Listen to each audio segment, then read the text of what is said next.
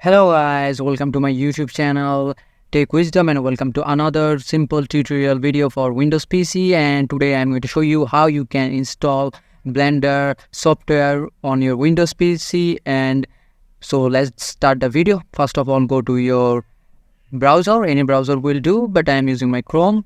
And here type Blender, download and enter. As you can see, this is their official website, blender.org.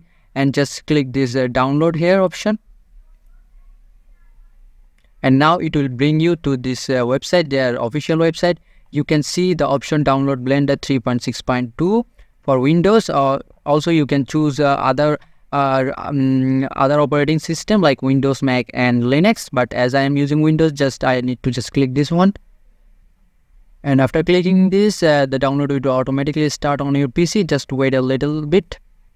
And as you can see, my download had started here. You can see my download had started, but I already downloaded this software, so I'm not going to download it again.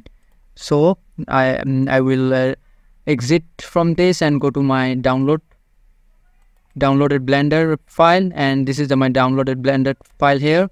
Just double click here, and as you can see, it is already preparing to install. And just click next, and here the licensing option, you can read all of this, but nobody does. Just click I accept the terms and just click next. And here you can change the folder direction. You can browse here and change it, but I prefer the default version. And just click next here and just click install. And as you can see, the installing process is already began. And just click yes here again, and it's already started to install in your PC. So wait a couple 1 or 2 minutes to install it. And as you can see, my installation process is completed. Now just click finish here and close this option. And here is the Blender icon here. Just click here, and your Blender software will be starting soon. At first it will take a few seconds to adjust to your PC. So don't worry about it, your PC is not slowing down.